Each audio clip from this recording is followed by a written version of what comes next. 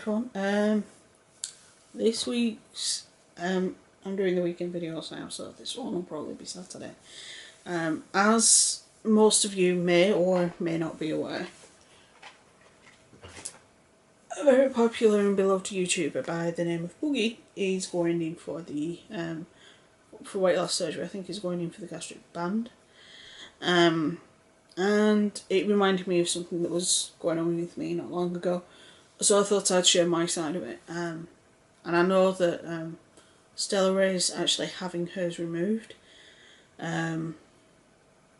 which is fine as well. I went to a doctor's appointment once for something, and it was before I found the doctor that I see now pretty much every time I go. This particular doctor, she called me out about my weight, which I know I'm overweight, I'm not stupid. And I think it was about my chest infection. And she called me out about my weight, and she said that I was going to die soon, and that I needed to do something about it. And have I tried this, have I tried that, have I tried this, have I tried that? And I said, well, I've tried pretty much everything. She's also the one that turned around to me and said, if you lose all the weight, you can run a mini marathon. And me and the husband just looked at each other and said, clearly she's not looked at my medical records. Now, the doctor I have now is more understanding, because he understands EDS. He's done the research, he knows what it is, and he knows obviously the fact that I have 3 conditions that all impact each other. Well, 4 actually. I have 4 conditions that all interact with each other and all cause issues. And he's aware of all that. But she did put me through for, referred me for the surgery. You don't actually see a surgeon, you see one of his one of his either is a nurse, a specialised nurse that works for him, or a registrar or a trainee. You see one of them, and I saw his assistant nurse that does a lot of the assessments. And we were talking, and he looked over my case and he said, right, he said, is there any issues that we could come a cropper with if we do the surgery? Because he was explaining the type of surgeries that I could have. And I said, well, there is a small issue. I said, well, it's not really a small issue. I said, it's a big issue.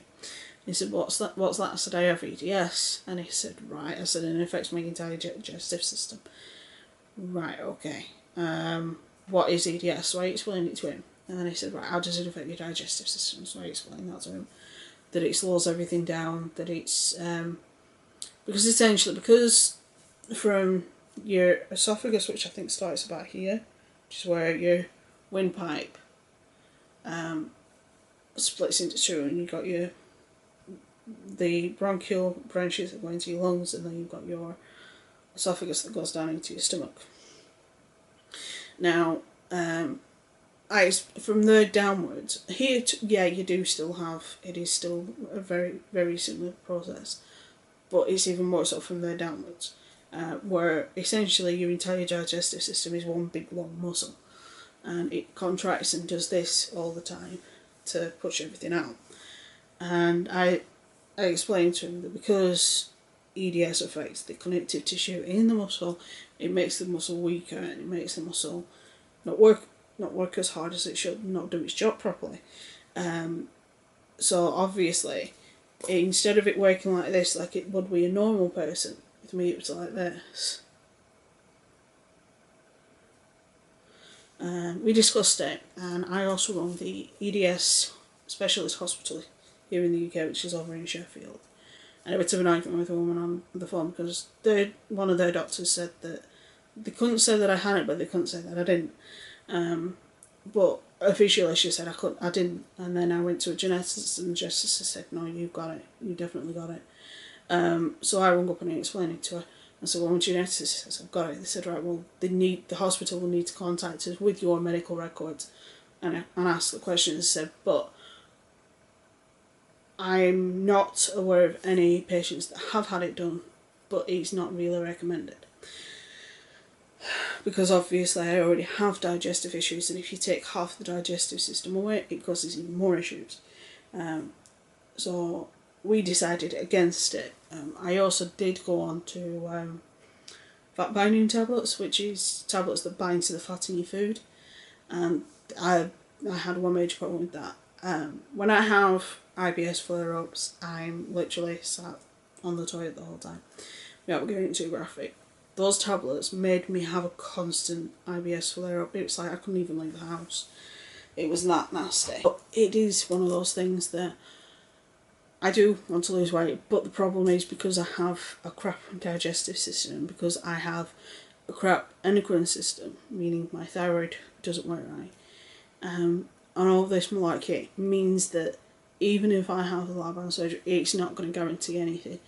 One of the reasons why I've started to lose weight is because me and the hubby are a lot more careful on what we eat than we were, because he was putting weight on as well, and we've cut back on quite a few things, and now we are more reserved and more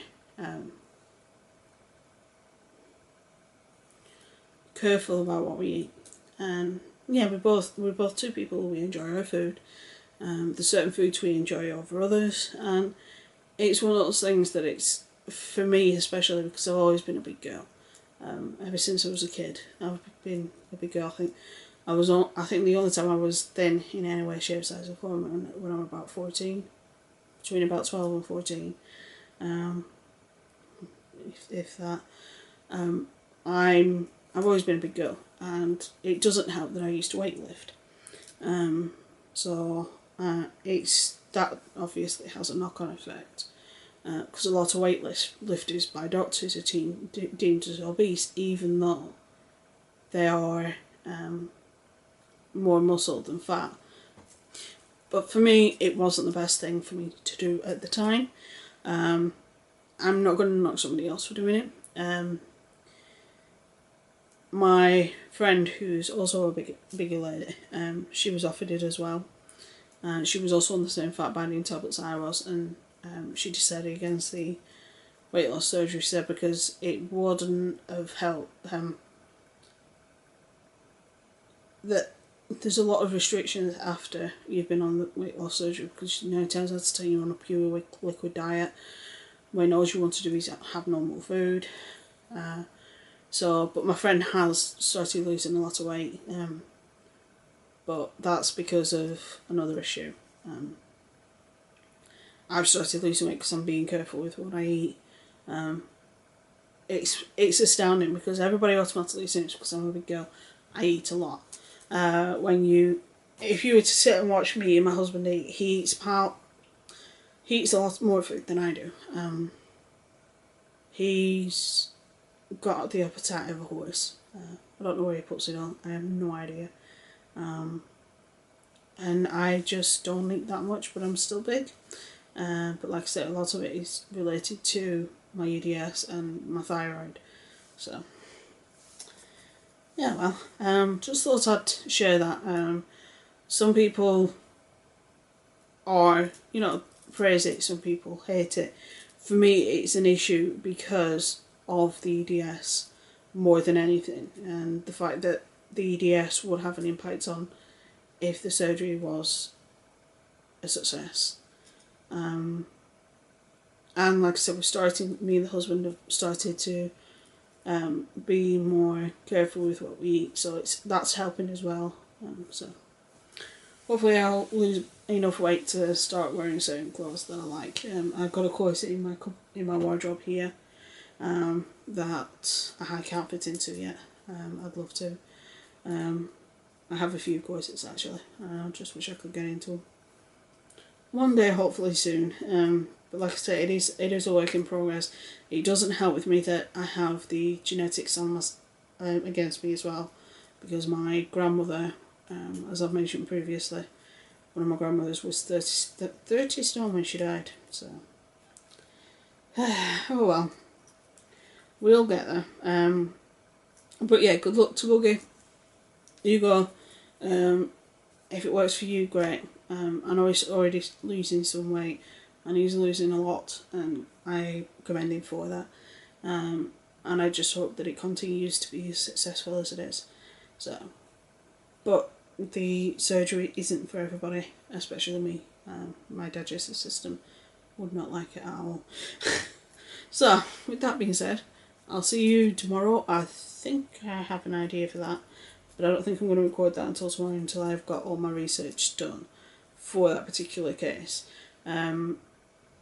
So, with that being said, stay safe, be good, have fun.